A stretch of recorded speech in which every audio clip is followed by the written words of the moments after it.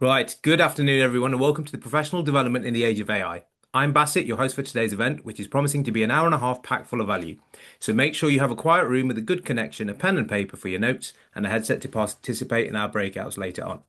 We'd really like this to be an interactive experience, so please do use the chat to share your comments, questions, or reflections, and we'll pick these up at different moments throughout the session. Now, first up, I'm really excited to announce our first keynote for today, the wonderful Laura Knight.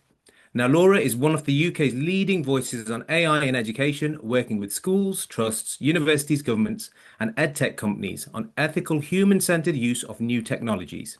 She is the author of A Little Guide for Teachers, Generative AI in the Classroom, and the founder and CEO of Sapio Limited, a consultancy specializing in AI, digital strategy, and innovation in education. Laura has over 20 years of experience as a teacher and leader across both the maintained and independent sectors. And in this keynote, she will explore what AI can and cannot do for professional learning, how it reduces workload while strengthening pedagogy, and the ethical guardrails leaders must consider to keep staff and students safe. So, without further ado, Laura, the stage is yours.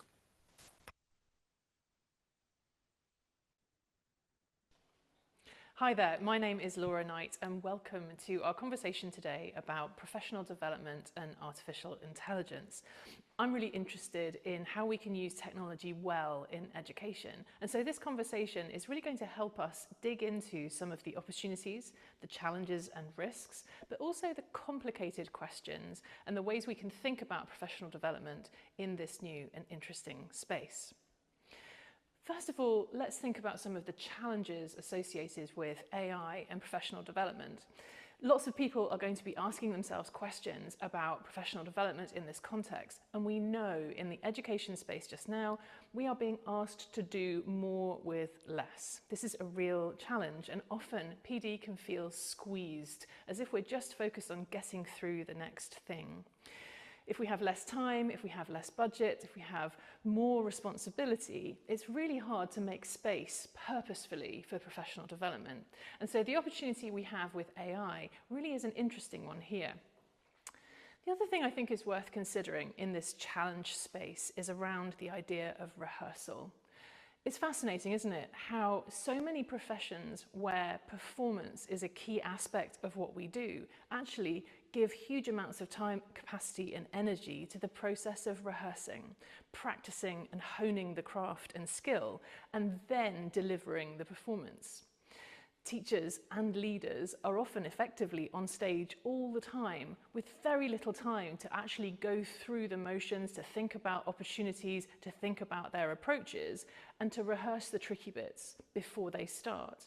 Equally, there's not a lot of time for reflection and review after the event, and instead we tend to get whisked on to the next thing in our busy agendas. So when we have this idea of constant performance always being on show and very little rehearsal or reflection time, that can be a real challenge. Next, I'd like to think about some of the risks associated with generative AI and professional development. And I feel that this particularly is important to colleagues who are asking questions about ethics and responsible use, and also asking questions about integrity, policy, and how things fit between the technological and the human in schools. I think one of the first things that I would say that we need to have a cautious approach to is about alignment, or indeed the risk of misalignment. Where school structures, policies, processes, hierarchies, all of these things are robustly in place, it's entirely possible that AI might feel like it's having a destabilizing effect here, and potentially could even feel like it's a challenge to hierarchy or authority. This could feel really difficult when it comes to relationships in particular, and I think that we should make sure we're taking care on where priorities are and where the information that we trust is coming from. We need to have an understanding in schools about the ground truth of the place, the core values, the real principles and the business of the place. And if we allow those things to be eroded by outside material coming in perhaps through generative AI that isn't aligned with our structures and our hierarchies, that could be really disruptive. There's also a dilemma here that I think is worth us taking some time on too today. And that's this issue around context and personalization. It's totally understandable that lots of leaders and teachers are going to want to be protective about data, particularly thinking about how to make sure that children's data and school data is kept safe and that we're really being responsible and cautious about it. But that gives us some problems around personalization. One of the challenges that we're going to meet here is if we never put anything back into the generative AI models that we use, which allows for personalization for our specific context, we're always going to get the generic back.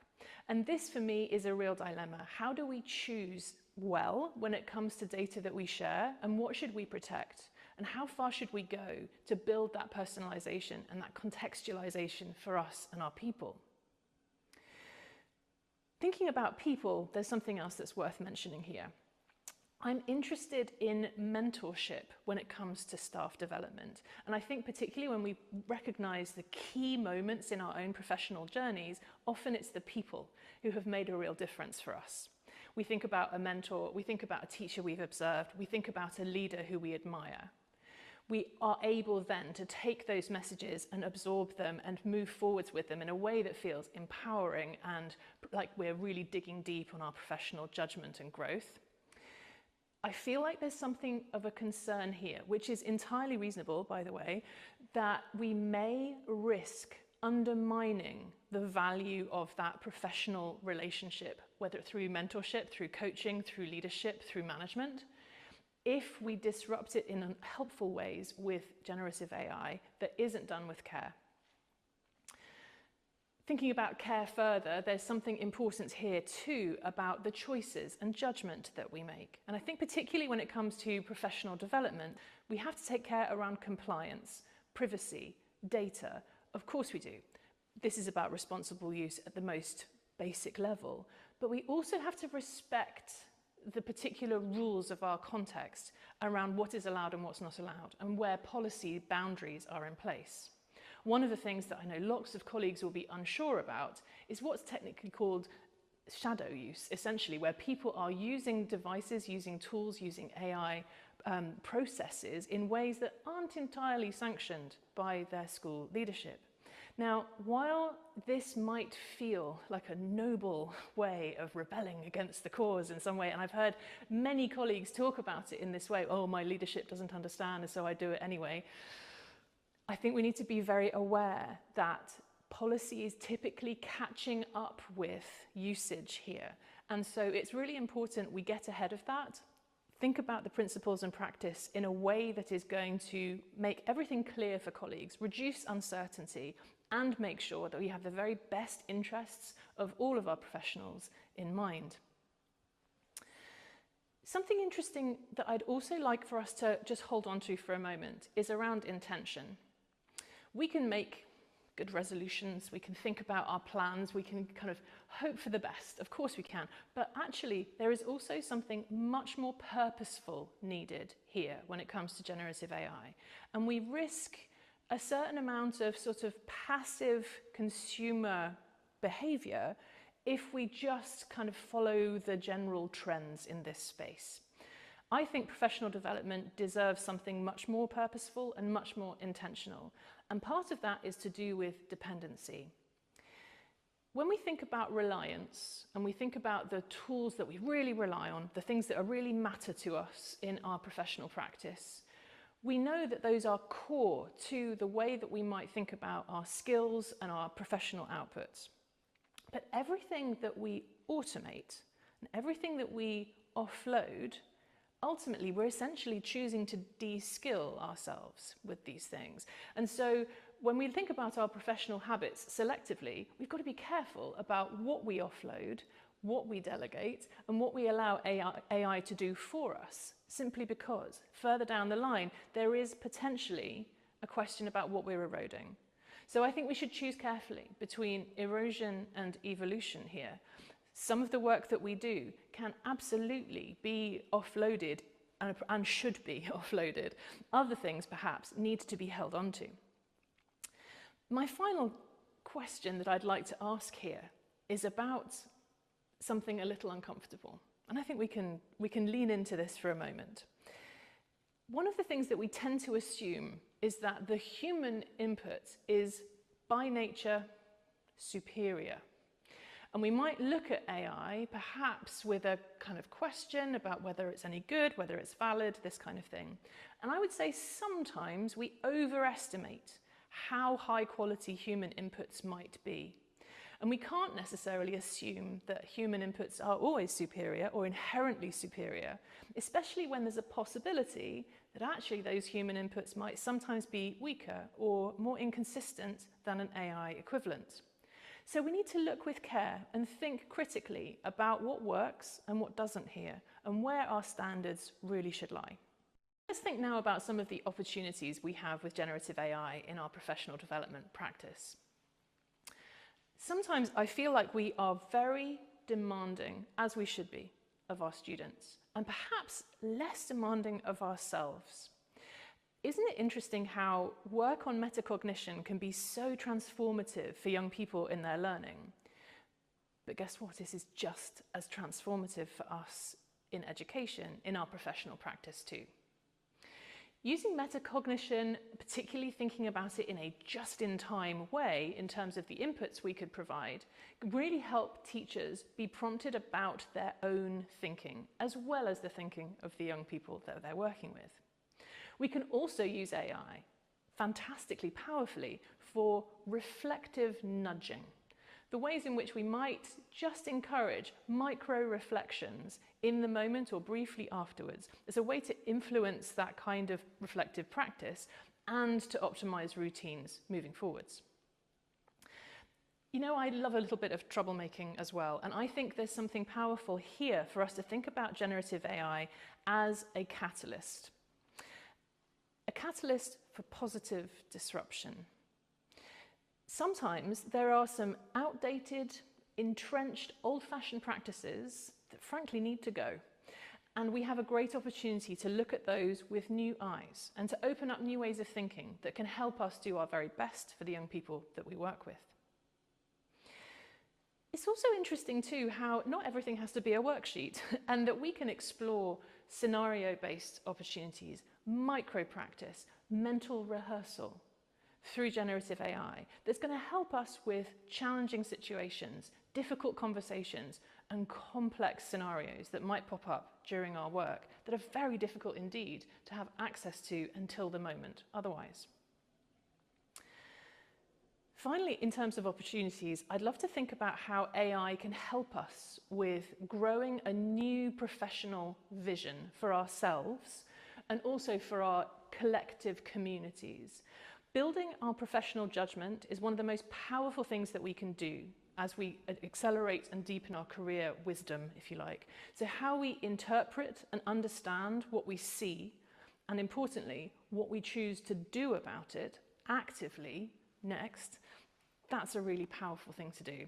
And so if AI can help us with deepening and sharpening that professional vision, I think we should see it as a really powerful partner.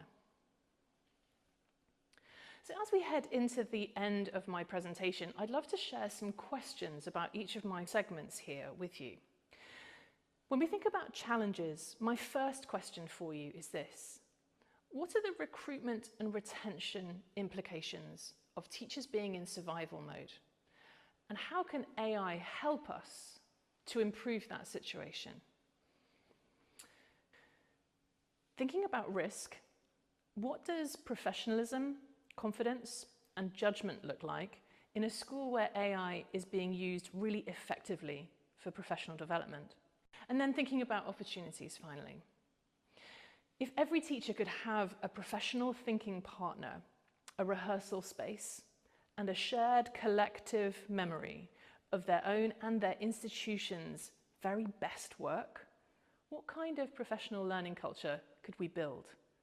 And how might it help to develop young people and their opportunities for the future? Thank you very much.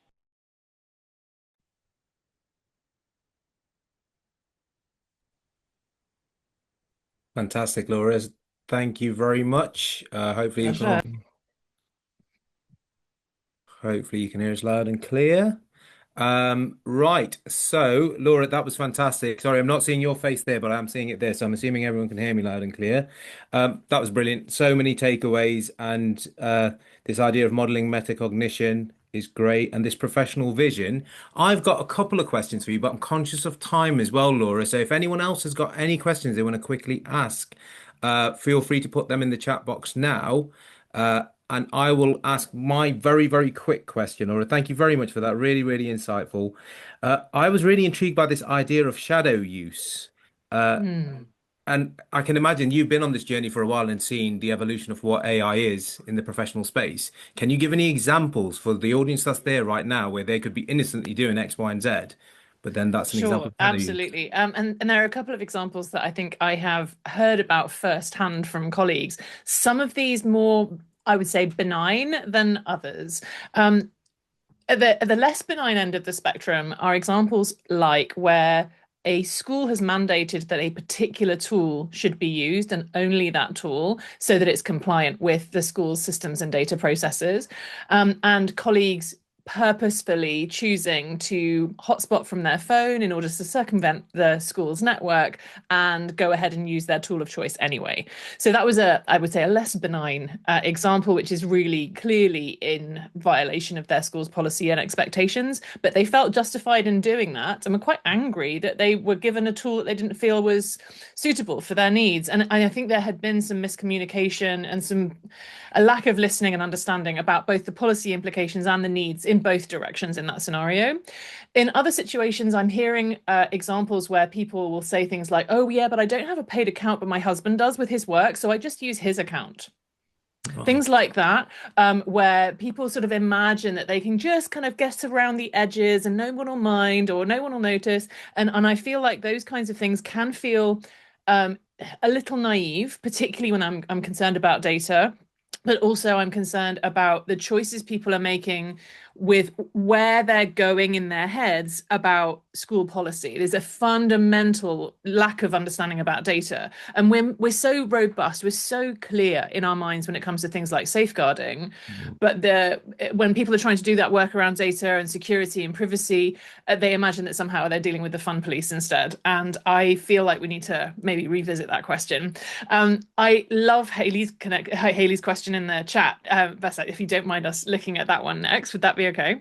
Absolutely, yeah, definitely. I'll read it out for everyone listening as well. So, Professor Eddie Hughes, lovely to have you with us here as well. How might we Great. combine AI-powered coaching for fast, personalized feedback and practice with relational coaching for trust, belonging, and professional judgment? So teachers feel supported, not surveilled, and student learning actually improves. Yeah, brilliant question there. Oh, Haley, I love this question. Thank you so much for asking it, and thank you so much for being with us today. So, I think what you're sort of referring to is two really important things. The first is honoring that both the relational and human aspect of coaching and mentoring here is really key, but that also we have an opportunity to complement that with AI tools. And this, for me, partly is around a really strong setup and making sure that the guardrails and alignment are in place with the school's systems and processes and the school's values and methodologies, so that there is alignment between both that relational human experience and the AI one. And that needs a little bit of work. It needs some care and consideration. We can't just rock up to a random generative AI tool and expect it to understand and be well versed in our school's context. So I think that work on context and alignment is absolutely key. And then also real clarity on what the goals are. There is a difference, isn't there, between being a listening ear and helping someone vent and being supportive with perhaps a much more directional sort of outcomes based approach that where we're looking for particular performance improvement or whatever it happens to be. So I think we also need to have some clarity on that. But I certainly think that in combination with intention and purpose and good alignment, there is real potential there. I hope that helps to go some way to answering that, Haley. Thank you so much for asking it.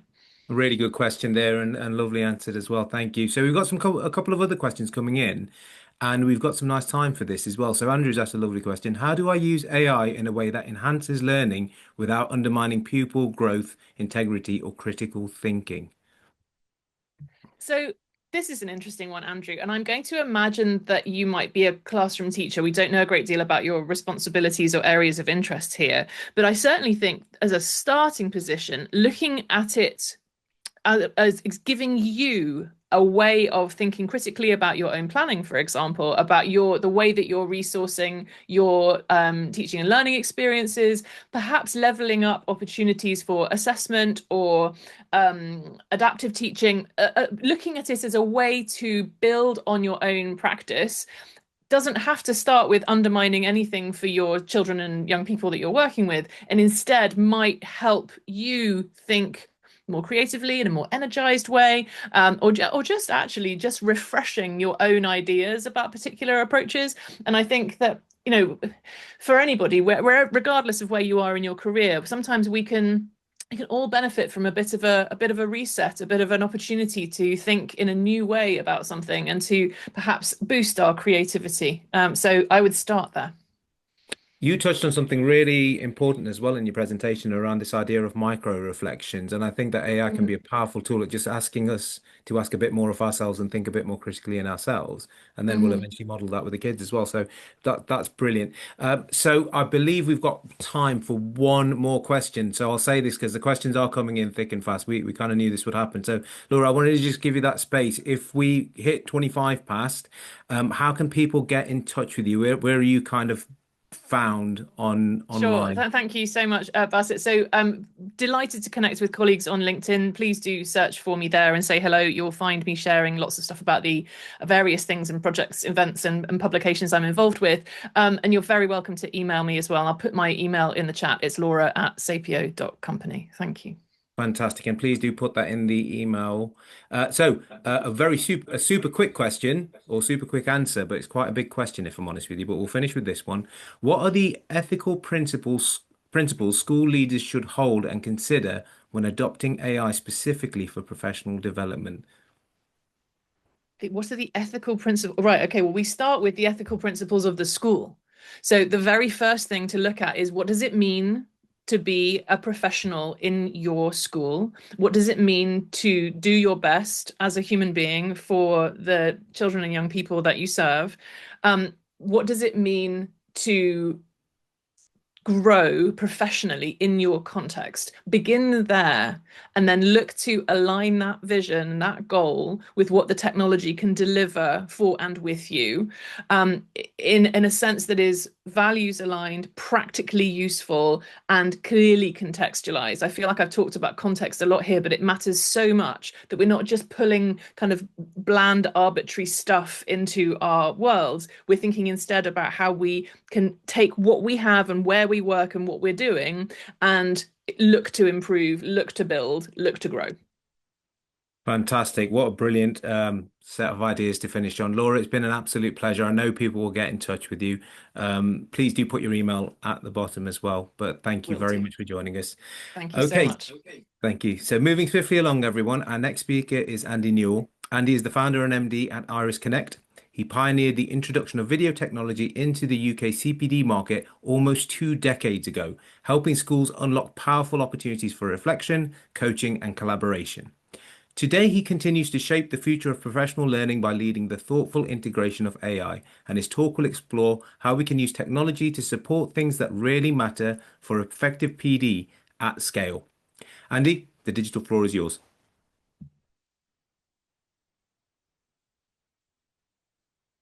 Hi everyone, I'm Andy Newell, Managing Director of Iris Connect, and I'd just like to thank Laura for that fascinating keynote. Now, we will be touching on a few of the themes that she raised over the course of this presentation as well. Just to give you a little bit of background on myself and the organisation. Iris Connect's been around for 17 years now, crikey, but we've been grinding away on the problem of teacher professional development that whole time. It's a challenging place to work. You know, you've got time constraints, we've got all these different factors that make it quite difficult to operate in this space. But alongside that, we've also been doing work in other industries as well. So we've worked with physicians, battlefield medics, we've worked in the space of counselling, therapy, you name it. So we've worked in lots of different areas. And one of the things that has been really apparent recently is that we can take the learning from a lot of these different spaces, namely the nature of the professional development that tends to occur is sort of emergent from the pressures and the constraints and also the opportunities of those industries. And we can use that to reflect with new light on the work that's going on in education and start to take advantage of some of the emergent tools to really free up what I'd call a signature pedagogy of teaching. So why have we been working in this space for so long, and why do I care? Look, there's stats galore on this. You can go and look it up any way you want. I'm illustrating it here with some work by John Hattie. But what we do know is that teaching really matters. Teachers matter most. And I know that can be incredibly hard to prioritise within the busy school day when the urgent is always getting in the way of the important. But in terms of things, levers we can pull as school leaders, the most important thing is teacher quality and supporting teachers to be the best they can be every day. This is not only because an individual teacher has a significant impact on the life chances of young people, it's because those effects are cumulative over time. So a string, an unbroken chain of really effective teachers makes a huge difference. Now, the question is, how do we do that? How do we support, within all of these pressures and constraints, really effective professional learning for teachers? And just recently, in fact, to be fair, this is as old as time, this particular debate, but there is an emergent set of different ideas about how we can best support teachers to be the best they can be. On one hand, you've got the people like myself who believe firmly that teaching is inherently a process that can be developed through dialogue, through collaboration, through reflection on practice, and yes, the rehearsal of technique where it's necessary and appropriate. On the other hand, we have a very behaviouralist interpretation of teaching, this notion that we can habituate effective teaching behaviours through multiple rounds of rehearsal. Now, I'm setting that up as a very binary, of course. People on both sides of the debate value and recognise the work that each other are doing. But I think it's really important that we, especially at this moment, look at the two and really consider our way forward, because AI, whichever route we're going to go down, is going to be a catalyst, a tool that's going to accelerate and give new opportunities. So on one hand, if we're looking at a behaviouralist interpretation of teaching, then we're looking at micro corrections from AI, giving us sort of instantaneous feedback to adjust and nudge our behaviour.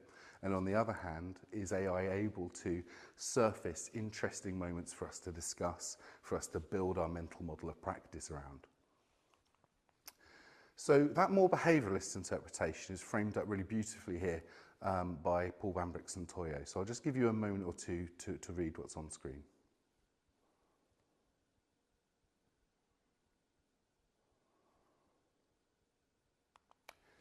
So it's really interesting, isn't it? What we're seeing here is a clear statement that teaching is not improved through discussion. And more importantly, that it is improved by practicing doing well under supervision from an expert, and that supervised practice should be centred on the right things, a sort of defined set of best practices. And on the surface, why wouldn't we want teachers doing more of the right things? It makes sense. Now another long quote, apologies, but this one's from David Didow, and I'd like you to just have an opportunity to read this as well.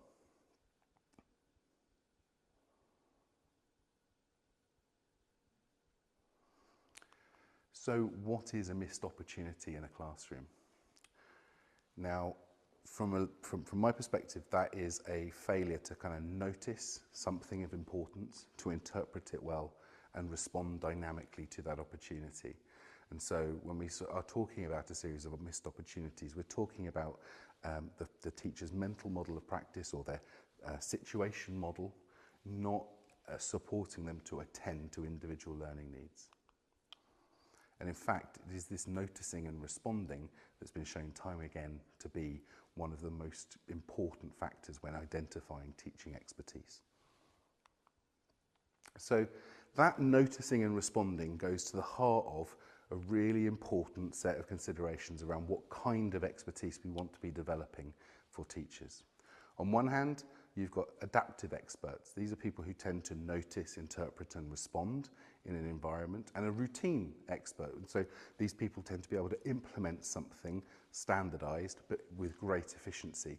And both of these types of expertise are real powerhouses in the right field. Adaptive experts also tend to have agency, greater situational awareness, a rich mental model, a rich picture of what it is they're trying to achieve and how they're going to go about doing it. And they balance habit with reflection. So they can be very efficient because they have the habits and the automaticity associated with key routines, but they have the ability to snap out of it, look at the situation in the round, and make a decision on the fly. On the other hand, we have routine expertise, which tends to be associated with industries where it's relatively low agency, flipping burgers, for example. Those behaviours tend to be highly rehearsed, and the goal of that rehearsal is habitual implementation. And the habit is when we, a behaviour is triggered by the environment rather than our conscious intent. They tend to be ruthlessly efficient. It's a really powerful tool in the space of industries that best support this type of expertise.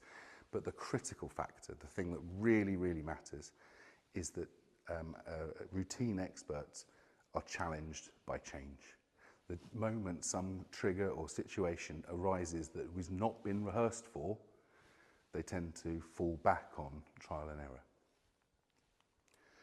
So when we think about the demands of the education system, I like to think of it in terms of, just as a teacher at the front, there are 30 of the most complicated objects that scientists know of in the universe, human minds, interacting with each other, with the teacher, and with material in this complex process of learning.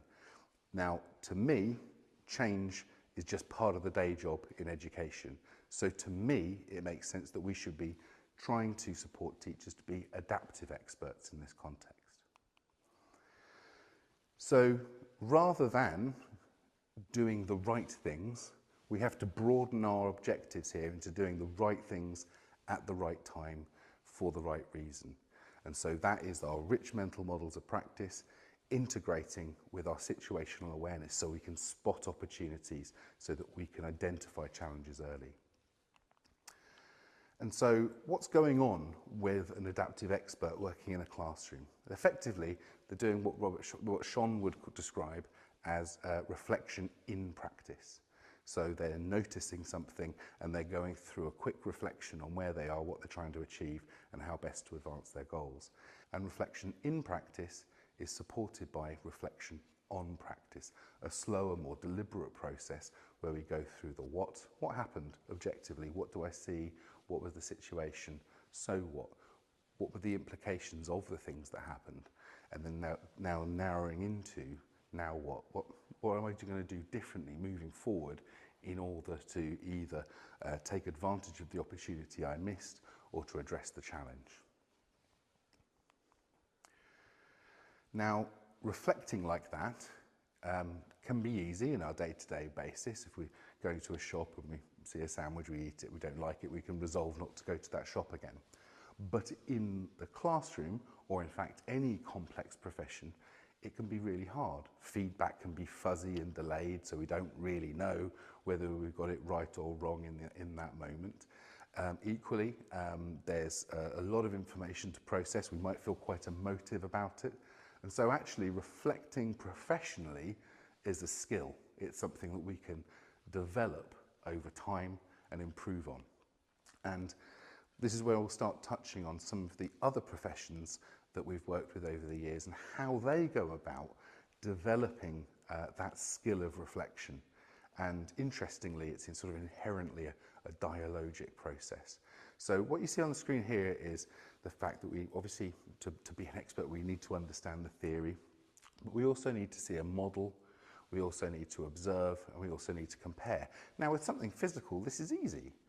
I would understand the theory around asking questions in a certain way, see a teacher using them in that way, have that person or another expert observe me, and then we can sit and discuss the route forward.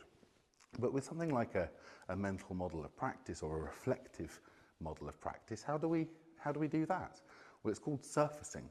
So what we can see is that when we're modelling, we want to see expert thinking in action.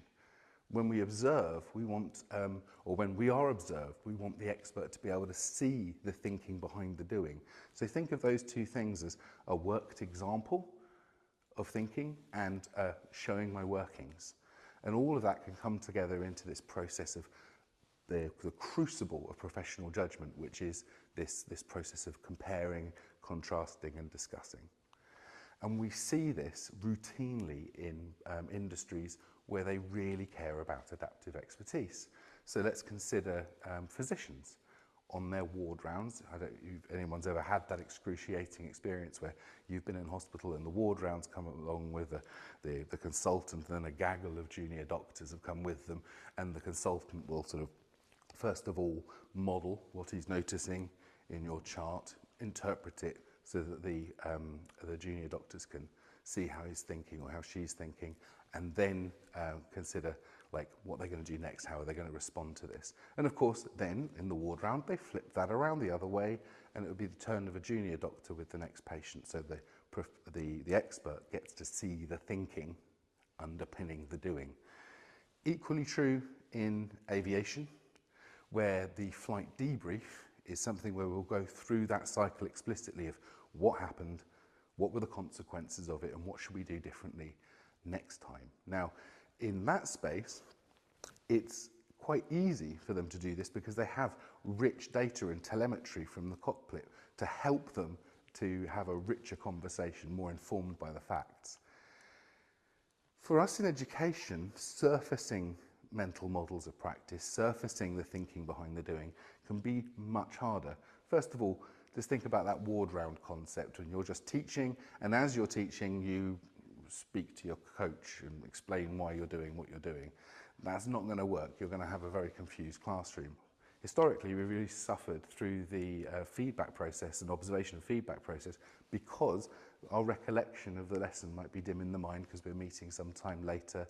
And obviously that whole process is enormously subjective, so it can be quite hard to get on the same page. So what can we do? What tools and technologies can we employ in order to be able to have those rich professional conversations that are informed by evidence? Well, obviously the best thing would be to go back in time and be able to sit there in your own lesson and talk to your coach and explain why you were doing what you were doing. We can't do that. But we do have the next best thing, and that would be video, so that we can record when we want to, we can reflect on that, and we can share that and use that as a touch point in our conversation. And actually, one of the things that's really, really important now is that AI is coming through to enable us to not have to spend an hour watching a lesson back, and it will flag up interesting moments that could be a useful point of conversation moving forwards. So the idea is that we can sit and watch the video together, and we can model what the expert is noticing and the decision-making process that they may have been going through in that circumstance. We can narrate our own practice, so I can explain to the coach why I did that, and then we can discuss and make refinements in context. So this is a very deep professional learning experience. It's something that's going to be fairly resource intensive, and it's something that is surfacing a lot of really important information. But the other thing we want from professional development, apart from being meaningful and deep and effective, is we want breadth. We want to reach every teacher in the school with enough of this kind of activity to really kickstart professional learning. And in fact, the recent Ofsted toolkit has not only highlighted the importance of professional learning, but it's gone further and say we want it to be focused on the development of expertise, and it has to be multifaceted and reaching all of the different areas within your school that need it. Now, historically, this has been incredibly hard to do with the myriad of different teacher career stages, teaching needs, levels of expertise, etc. So how can we anchor breadth to depth without simplifying and removing all meaning from the professional learning? And this is where we believe the technology really counts. First of all, as I've mentioned, video, the capacity to collect large amounts of video without interrupting timetables, without having people off timetable, without having to make even more space for us to physically meet afterwards necessarily. I mean, we can do it both ways. But yeah, video is a real unlocker. Video really unlocks a lot of the key interactions that we want to see. AI, as I say, can be used as a thought partner, but also as a scout to be able to identify interesting moments for us to be able to come back to and reflect on. And we want to be doing this sort of thing through some kind of regular, repeatable cycle that provides a scaffolding to that learning experience. So maybe I might be working with an instructional coach. The scaffold is going to take us through the key steps of that process and make sure we land on effective dialogue focused on concrete classroom activity. And as I say, all of this is not only in service of supporting more effective professional dialogue and reflection, but it is also made much richer through its incorporation at key stages in that framework. So what I'll do now is I'm just going to introduce some of these ideas on the platform, and I will walk you through step by step how it works.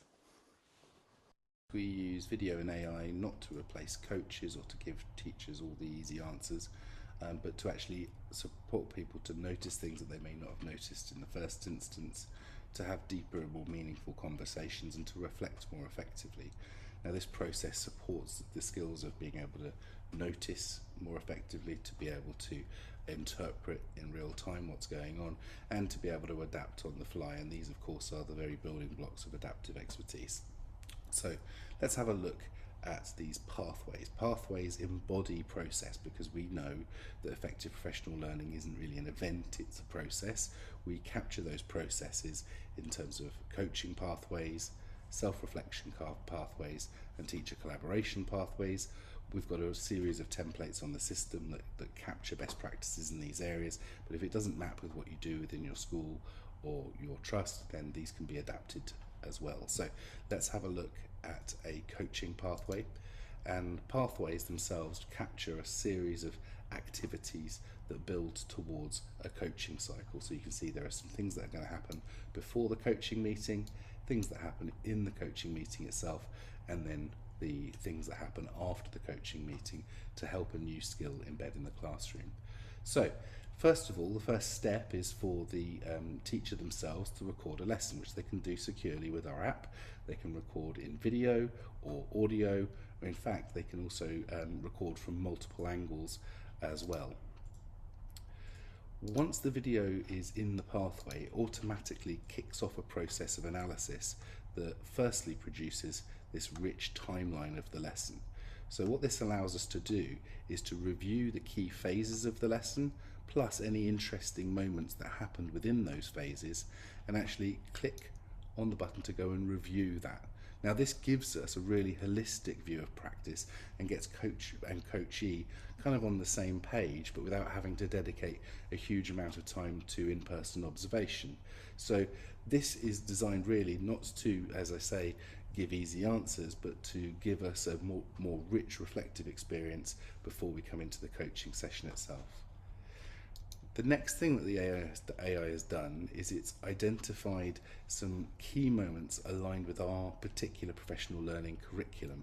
So you can see this is giving us the opportunity to review this lesson thematically through the lens of behaviour, instruction for initial understanding, checking for understanding. And again, if these don't map directly to what you do within your trust or school, then again, these areas and what the AI is looking at can be adapted to map to your needs. When we look thematically at the lesson, we're going to do so in concert with a really rich reflective question for us to consider regarding, in this case, instruction for initial understanding. And we can watch key lesson highlights that are aligned with this particular theme. So the idea is you watch the moment and you consider the question. And as we're doing this, something's going to resonate with us, something that we want to particularly focus on through the rest of this learning cycle. So let's say we wanted to focus on instruction for initial understanding. What this does when I select instruction for initial understanding is it adapts the different elements of this pathway to align it to create better conversations and deeper reflection around instruction for initial understanding. The first thing it's done is it's drawn into the pathway the theory guide. So this is bringing together all of the theory that relates to this particular topic and presents it in a really easy, digestible way so that the coachee can review it prior to meeting with their coach. So think of that, arriving at the coaching meeting, not only having reflected on their practice and identified something they want to focus on, but also having undertaken some pre-reading in the area.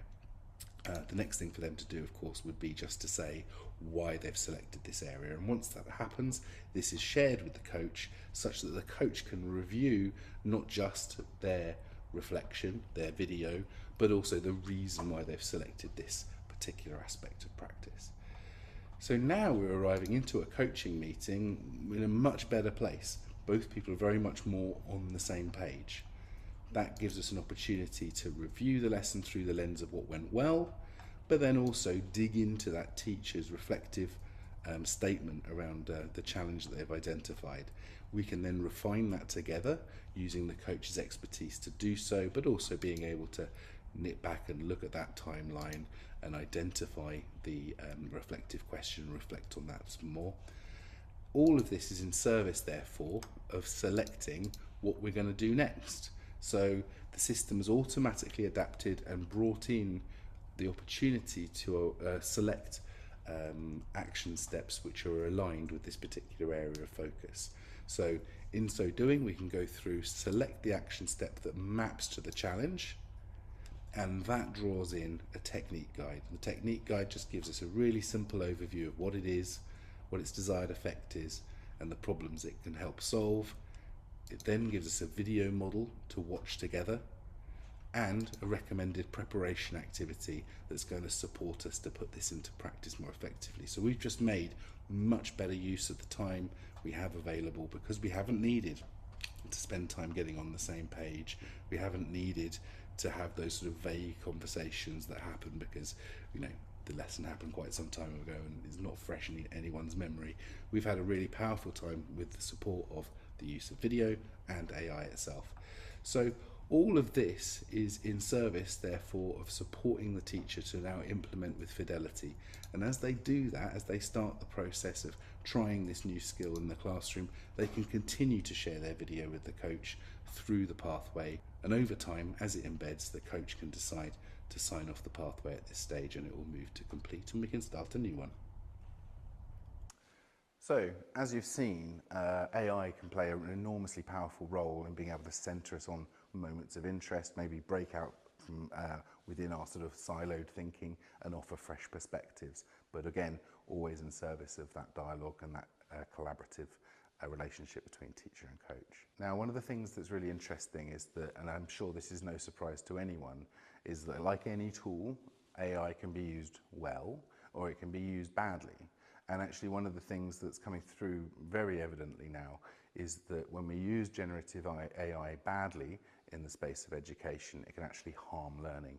Why? Because effectively we're outsourcing the thinking, we're outsourcing the tough thinking that actually underpins learning.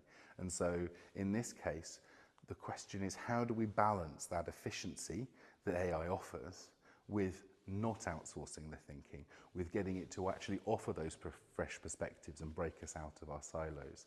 And one of the things I'd just like to really frame up here is this is a example of some of the feedback or reflective questions that the system can generate. And as you can see here, it's structured in a particular way. The way that the AI is responding is highlighting something that it's noticed and wondering about the consequence, and then moving on to something else that it's noticed, asked you about what you think the consequences of that may be, whether you'd like to explore that further, and then offering to connect you into other professional learning opportunities. It's not saying, I saw this, you should do that. That would be a bad way to go because we'd be outsourcing the thinking in that context. So everything we do at Iris now with video, with AI, with the pathways of learning and with the content that we can either work with you to curate for your own school and your own context, or you can work from our bank of content as well, is to stimulate thinking and metacognition in teachers. That's number one design criteria, to build habits centered around inquiry, analysis, experimentation, and dialogue, and most importantly of all, to enhance, not replace, professional expertise. Thank you.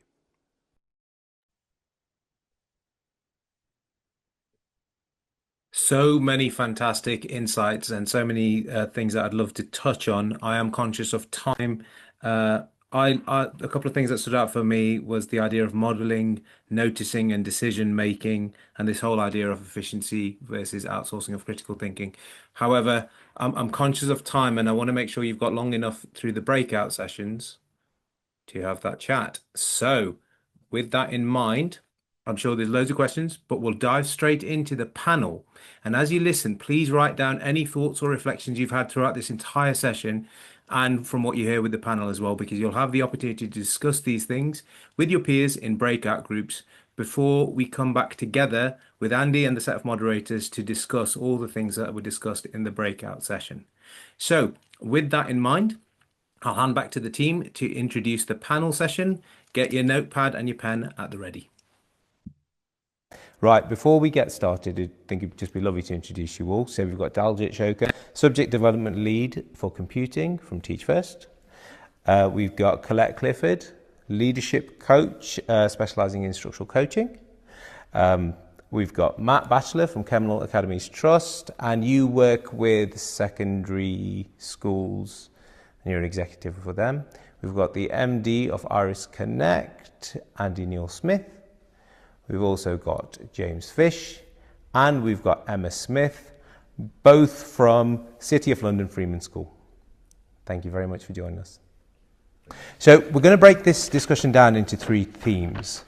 And our first theme focuses on this idea of moving from survival to professional growth. A recurring challenge in professional development is time, cognitive overload, and teachers operating in survival mode. So my first question, and feel free to put your hand up if you want to get started. If the real challenge in professional development is survival, what would better professional learning actually look like? Not just more efficient professional learning.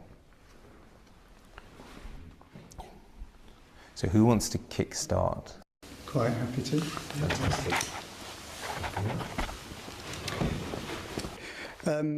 So, I mean, the key thing for me is around the time that you have for professional learning, but also the ability to really think about how long each section of professional learning is going to really take place for.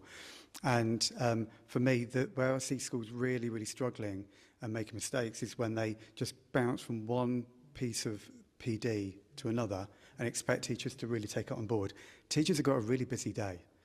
And I sometimes see in classrooms teachers trying to hold 7 things in their heads about the CPD they've had for the last half term that they think they're going to have to deliver in that lesson. And that's where the real strain comes for them. So for me, it's about giving schools that permission to really slow down and just say, right, we know we've got to work on checking for understanding in a lesson. But we're going to spend the next term or 2 terms or a year doing that until we get it really, really nailed, really well rehearsed, and it becomes really second nature to the teachers. I think that helps them because it means that they've got a much steadier kind of route through their CPD, but also it's about the depth, real depth in kind of terms in their learning, rather than that real surface level bouncing from one initiative to another. Fantastic. And obviously your expertise are within the secondary space to some degree. I know you work across the trust as well. And James, in terms of the challenges in professional development, this idea of surviving the professional development experience, what trends are you noticing across the primary space, would you say? It's also looking at the time that teachers have face-to-face with each other. I think that's really important. I think embedding just that one thing really well, but actually looking at great professional practice. So actually go into different classrooms, maybe both from primary and secondary. Actually, we're lucky we work across a whole through school and actually getting those teachers to share best practice and giving them time to share best practice. And that really, really helps. Fantastic. So, thank you. We've got a secondary and a primary perspective. Anyone else want to add? Yeah, can I just build on that? But both perspectives from Matt and James, actually. Part of it is having that professional dialogue afterwards, so it allows them the time and the thinking process to actually implement it well.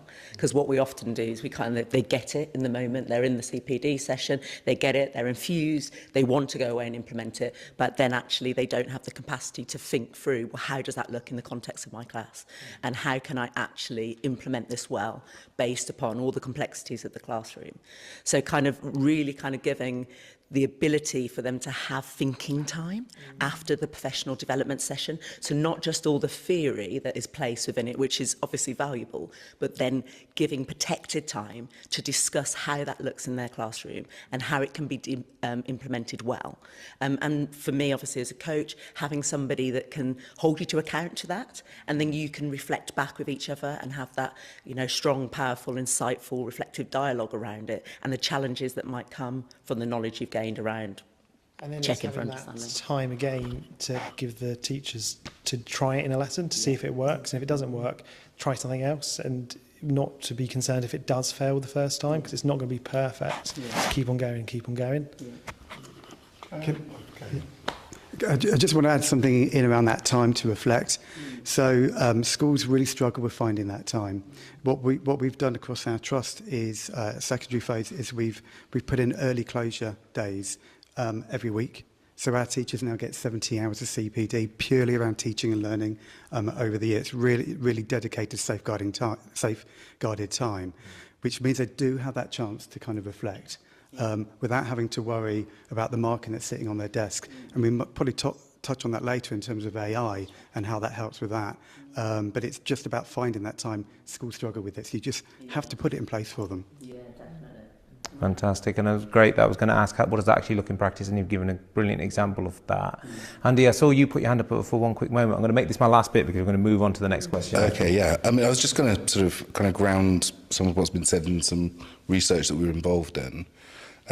So we worked with Teachstone in a research programme undertaken by Mathematica Policy Research, the largest randomised controlled trial of instructional coaching there's ever been. And short of the headline, which was that the instructional coaching itself made a difference, as a two-month kind of learning gain for learners within the year. For those whose teachers have been instructionally coached using Teachstone's model and RTEC. But what was really interesting was when you dug a little bit deeper, because they actually looked at 5 cycles of instructional coaching within the year and 7. And what was fascinating is they found the gain at 5 and no additional gain for 8, no gain at all at 8. And I think one of the things that, for me, the way I sort of interpret that is just in the same way as, we wouldn't say volume of information was a critical factor in pupil learning, would we? We would be talking about the prospects of cognitive overload in that context. That it does take time to digest, to make meaning, to connect what you're learning with the reality of your classroom. And it contrasts quite significantly with that sort of Santoyo quote, isn't it? What does he say? Bacon, weekly observation and feedback. Yes, the same amount of feedback they'd get in 1 year as they would in 20. I think that might be the wrong path, and we need to be not just building the time, as you're very commendably doing, but using that and recognising there's a natural cadence to teacher growth. And with that comes these adaptive expertise as well, which leads us really nicely onto the second theme, which I'd like to explore, this idea of developing adaptive expertise, not just these habits. So how do we ensure AI supports the development of adaptive expertise rather than pushing professional learning towards more routine or automated practice? So in the essence of fairness, Emma, can we start off with yourself, if that's all right? So my thoughts here are looking at the Iris Connect and the AI insights. What particularly we've loved about it at City of London is the fact that it's bespoke. It's about you, that individual. And I think that's one of the things that our staff felt really strongly about. They get very frustrated when it's a whole school CPL, but hang on, I'm doing that somebody else needs that. But actually, RS Connect enables them to engage with what they need and focus on. And that AI insight, giving them depth to actually think about, what do I need to do? What do I need to practice? Actually, and then it's not habit routine. There's much more thought about it, and it's more deliberate. Fantastic, absolutely. And that's great that we've touched on the Iris Connect side and given that sense of agency to some degree. And then Daljit, what kinds of professional conversations become possible when this thinking is surfaced, not just outcomes, would you say? Now, obviously, you're working with teachers of the future. So I'm intrigued just in general in terms of what AI is looking like in the early years or the early years of a teaching experience. So the way I'm using AI in my role, for example, when I've watched an Iris lesson observation, I'll make my notes and I'll put the notes into AI to help me identify key themes, if a trainee teacher has come across some misconceptions, some areas of development and kind of next steps that I can advise. So I've got a series of lesson plans for a trainee, and when I want to then create a development review, which is basically a statement to say how this trainee is meeting the teacher's standards, where their strengths are, where their areas of weakness and development are. I put all of those documents into Notebook LM, Okay. and then it helps me to do a lot of the heavy lifting. And then when we're having those feedback conversations of during the lesson, I've also used the software, the Iris Connect, to pause, ask the trainee to watch that clip. We'll have an instructional conversation. What did you notice? If you were to teach that lesson again, how could you do that better? So I'm using a variety of ways in order to get them to think a little bit outside of the box, but also be reflective. And then you modelling that and demonstrating that, would you say that the learners pick up on that and feel a bit more relaxed and natural using similar technology, or at least applying the ideas that you've given them on the back of that? Yeah, so what we'll do is we'll identify what would be the highest leverage area for them to develop, and then we'll do some deliberate practice over our team's meeting, and then they'll go into their setting. So I'll basically get them to reenact it. So they'll have to imagine that their class is there and they get up, and whether it's practicing strong voice, whether it's doing a quick assessment for learning activity, they'll actually demonstrate it, and then I'll give them, I really like what you did there. Do you think that person who was sat right at the back, could they hear you? Or could they see what you were doing? And then it's just getting the trainee to think, what do you think would work? Did it work? How could you do it better? Fantastic. Thank you very much. Now, I'm conscious that I want to try and keep to time as much as I can. Just thank you very much, everyone. So moving on to the third theme, our third and final theme, it explores leadership choices that shape professional learning culture. What leadership decisions will most influence whether AI strengthens professional learning culture rather than undermining trust, judgment, and professional agency? Matt, if you're okay, can we start off with yourself? Because I know that you've implemented a couple of little different bits and pieces, so we'd be keen to hear your thoughts on this. Yeah, sure. I mean, for me, it's about understanding that AI is a tool, and it's not the thing that is doing everything, and it's about how you use it, and not losing that human touch and that professional judgment within it. So if I talk about the marking that we're doing, so we've partnered with a great company called Olex who use AI marking. It means that instead of sitting and spending 6 hours marking your scripts, your English scripts, you can do it in 2 minutes. It'll give you feedback over the whole class, feedback at individual children, give you a lesson plan to fill the gaps that are in that work. It's great. However, you do need to know that you've got some safeguards and some guardrails out there in terms of the accuracy of the marking. So when we put it in place, and we still do this every single piece of work or big piece of work, the teachers moderate 10 to 20% of the work alongside the AI for 2 reasons. One, to make sure that it's accurate, assuming that they're accurate actually. but also it's a bit of CPD for them on the fly, because they're picking up things through the AI output, which they wouldn't have noticed themselves. So, it's been a really exciting, fantastic piece of work. It saved 1,000 hours through our mock marking window. That goes into CPD. I talked about our 70 hours of CPD that we put in each year. Immediately, you're just releasing so much time for teachers. And would you say that's where people get the buy-in? And I'm opening this up to everyone. If they feel that it's being done with as opposed to, and then your team are kind of part of this journey. And I think AI almost lends itself to that because we're all essentially learning. Emma. I would say, I think one thing we've got to be careful in leadership, though, is that we don't just send people, like, you've got the AI, off you go, and that's it, because I think you can become quite isolated quite quickly. It's got to be part of the discussion. So actually, what we found is that if people are doing their own observations and they use the AI insight, it means that they can narrow down, because trying to watch your whole lesson, that's going to take a whole lot of time, right? If you put it through the AI insight, it directs you to specific moments. Brilliant, I can look at those. And then actually having a conversation with, whether it's a peer partner, your line manager, or whatever it is, you know, it opens up the conversation, but it's done in a really nice way. It's non-threatening. That non-judgment, which, you know, I think has been a real issue for teachers in the past. When people have come in, they felt judged, whereas the AI has really softened the language, that people have like, oh, okay, yeah, you know, one of the things I noticed is like, the teacher could do. Yeah, I could do that. I feel quite empowered. And it's a really nice discussion. So it's about how the leadership are going to do it. If they're just going to send people off, I think that's a really dangerous space. But if, as you say, working with, that's the real key.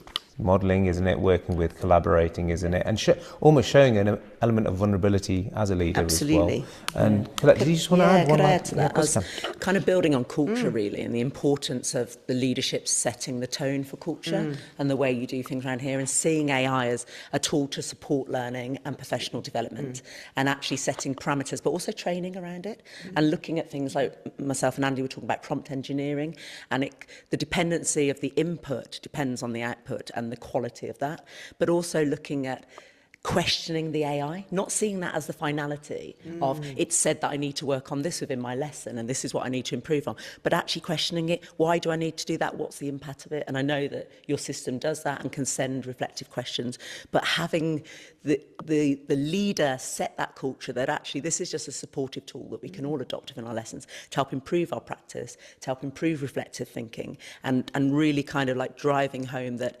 it's not about replacing you as well, kind of reducing the fears that teachers have around that. And actually there will always be human element in it, because teaching is about connection and human relationships. So it's that real kind of crucial element of the leader making sure that that is communicated well to staff, and the environment that's set up within it is conducive to everybody knowing how to use it effectively as well.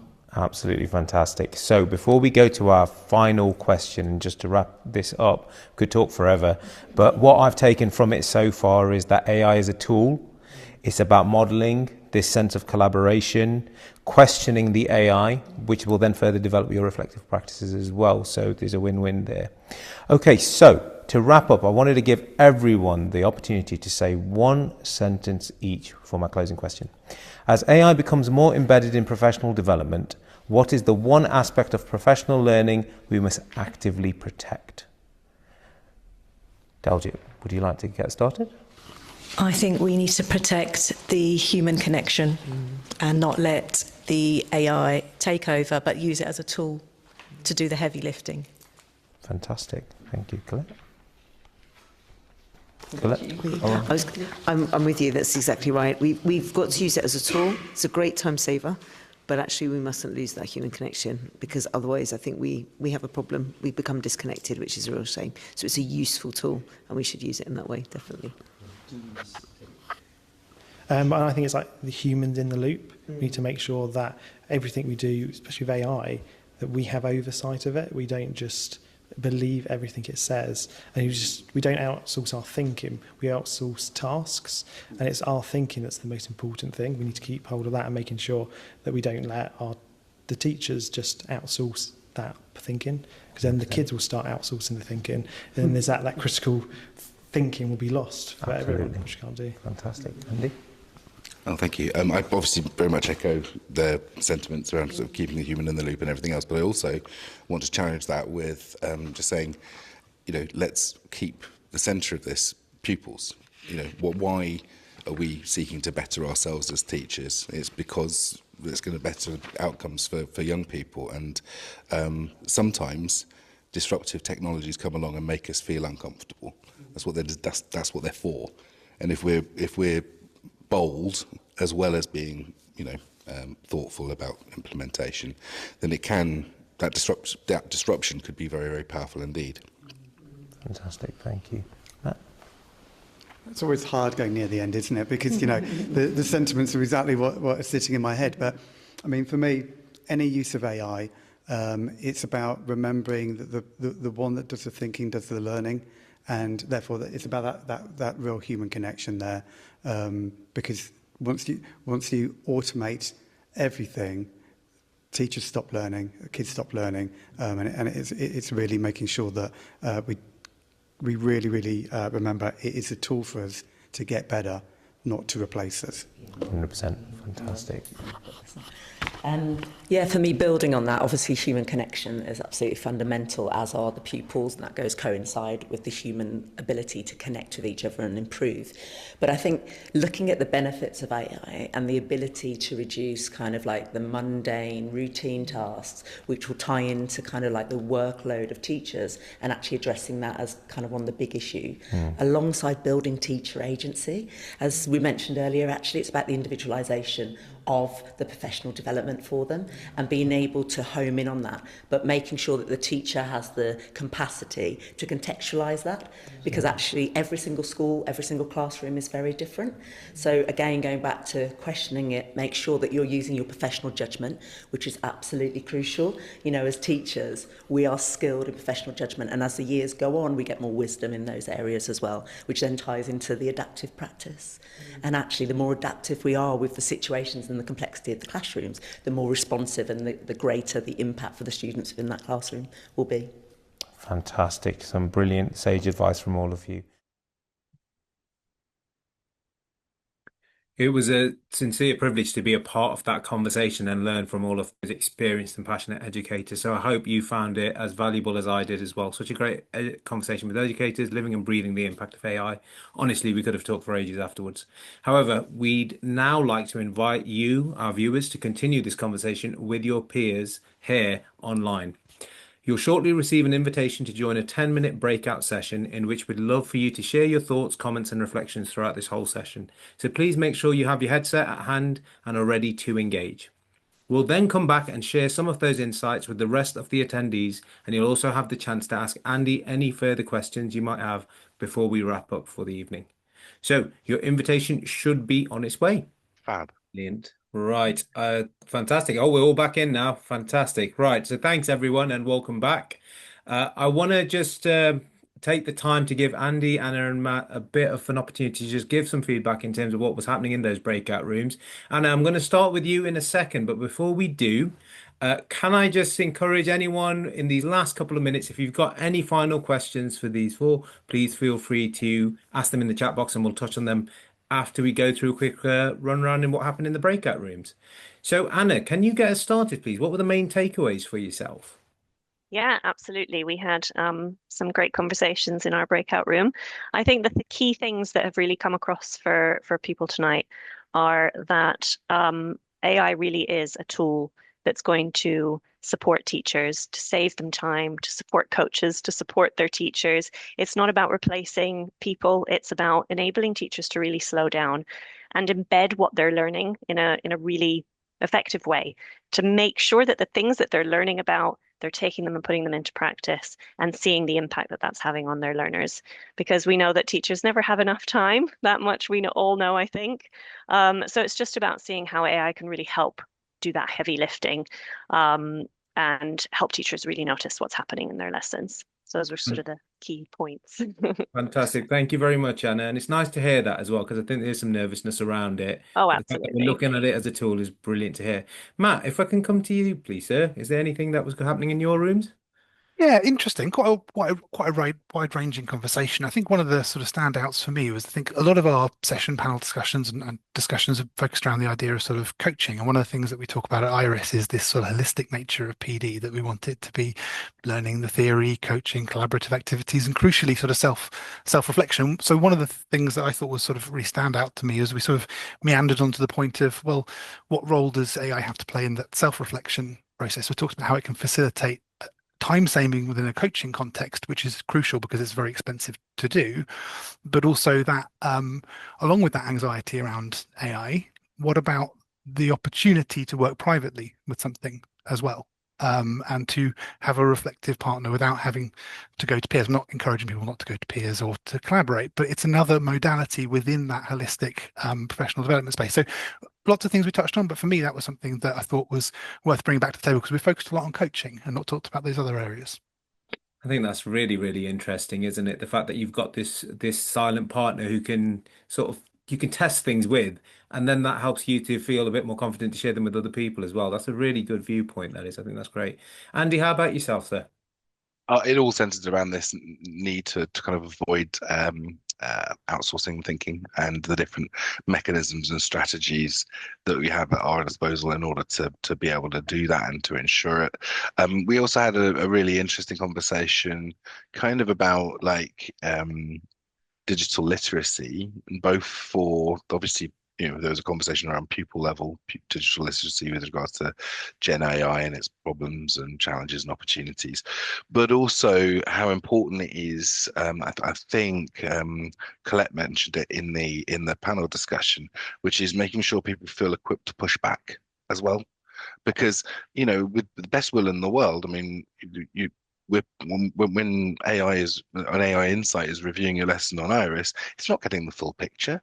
It doesn't know your relationship with the pupils. It doesn't know the individual background or where they are in their learning journey. So, and also just like any generative AI, it has the capacity occasionally to go a bit off piste. So it's really, really important that teachers feel empowered to use this as a guide, but not as like, the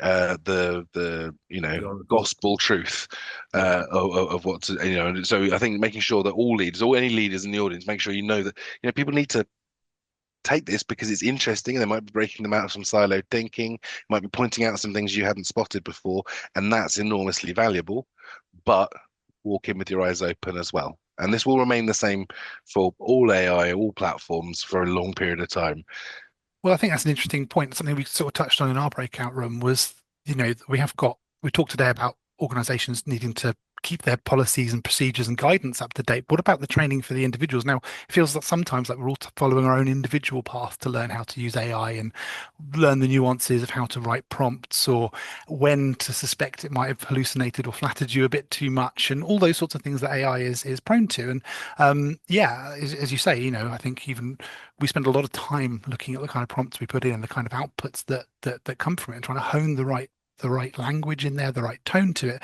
But inevitably, we're not always happy with that. And how are teachers interpreting it? Are they given enough support to understand that generative AI will have nuances to the way that it works and that we shouldn't take it as the gospel truth?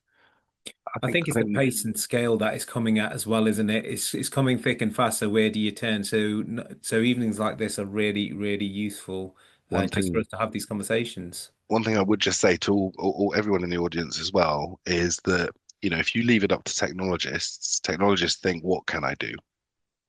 But you're the stakeholders too. You're in education, you're educationalists, you know what matters. You care about not outsourcing the thinking. Generally speaking, out there in the world of AI development, we're a niche case. We care about both, but generally it'll be about market share and impact and reach. And these will be the design principles that drive what people do. So it's really, really important that, going back to what Laura said, right in the front of your mind is, what do I care about? What does this school care about? How do we reinforce our learning culture? How do we ensure we don't outsource learning? All of these critical factors have to be front and center in your decision making moving forward. So yeah, that's just a little reflection of mine based on some of the conversations that have happened. No, I love it. And you've really echoed the fact that the education space is really, really vital at this moment because it's values led. And like you said, other industries may not be as much. So we're always thinking about that for our students, for our community. So it's important that you get involved in the conversation. Now, with that in mind, we have gone past the allocated time, but we're not going anywhere. We're more than happy to have a quick chat with all of you. But I did want to say for anyone who is leaving, we had some lovely thank yous as well. So thank you very much for that. You will get a copy of the recording, so do look out for that. And if you've got any questions for the Irish team, please do visit www.irishconnect.com. If you are leaving us now, thank you very much for joining us. Thank you to Laura, Andy, Anna, and Matt, and for all of you for all the insights as well. So that's all my official thank yous. However, I did want to just very quickly wrap up with a couple of questions with yourself, Andy, because I know we didn't have a chance to have a chat after your talk. Can I just ask two questions of yourself, please? So, from your perspective, what are the key emerging themes and considerations going forward? I think values matter. I think your conception of what learning is matters. And actually, as I mentioned in my talk, this dichotomy that we face with regards to what is a great teacher. Is it somebody who is able to sort of habitually recount a set of techniques and routines? Or is it someone who can do that and reflect and connect and understand and learning in the moment and adapt and respond? Because that's a high bar. If we want people to go there, it's a high bar, and we need to provide professional learning that is really quite well attuned to getting people there. And in the world of education, where we've got high levels of teacher turnover, stress levels are high, resources are low, it would be very easy to turn towards this notion of like, let's just get the techniques, let's get the basics in place, shall we? Now, the process of doing that runs the risk of switching people off with regards to their reflection and their collaboration, all the things that make teaching great moving forward. So for me, given the importance of AI in this and the capacity of AI to accelerate both potential routes, I really would encourage leaders and teachers to really think hard about what makes teaching special, what matters most, and how can we align with providing the support for the vision of the future that we want. Absolutely fantastic. And yeah, I completely echo all of the key messages that you're giving this. Those nuances is developing those adaptive teachers with agency as well. There's things that you touched on in your talk, but I wanted to give you the space just to sort of compound this as well a little bit further. So it leads nicely onto my last question. What are Iris Connect going to do to address these challenges and move the agenda forward? And you've already touched on some of the work that you're doing. One that really stood out for me is having that opportunity to sit with a coach and look at it from their point of view and to then model that and learn how to actually reflect. I think that's really, really powerful in itself. But what are Irish Connect doing to address these challenges and to Yeah. move the agenda forward? Thank you. Yeah, so moving forward, I mean, obviously, one of the things that we want to do is make sure that people are engaged with and using our pathways. They don't have to necessarily touch on the AI to start with, but it's really important that these pathways come into use on a more regular basis, principles, because it's that's providing that structure, that sequencing, that visibility for leadership about any areas that they, need to attend to more closely. All of that sort of rich information is available within there. In terms of like the AI specific stuff, is providing a secure and safe mechanism for that AI to have more insight than purely what happened in the lesson. What have I done previously? What are my personal priorities? What are our organizational priorities? How do we blend those organizational and personal priorities to ensure that the recommendations and points of discussion and things that are being pointed out are really relevant to the individual user? That's something that's really, really exciting that we're, working on moving forward. And then the other thing is just working at deepening the level of insight that we can gain from AI. Because at the moment, AI is providing the kind of insight that a human could. What are the things that with near infinite compute and with the patience of a saint, AI could provide to us that goes beyond what is available from within a normally resourced school? So, can you show me the incidents of questioning across the lesson, with the individual question types characterized under buttons that I can click through and actually go and see that lesson alongside a reflective prompt.